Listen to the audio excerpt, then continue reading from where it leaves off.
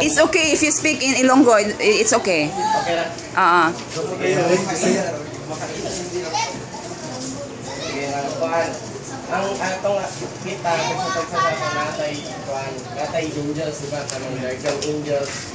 Tapos, every time nga makahimutag sa'yo, sila mo igaantos.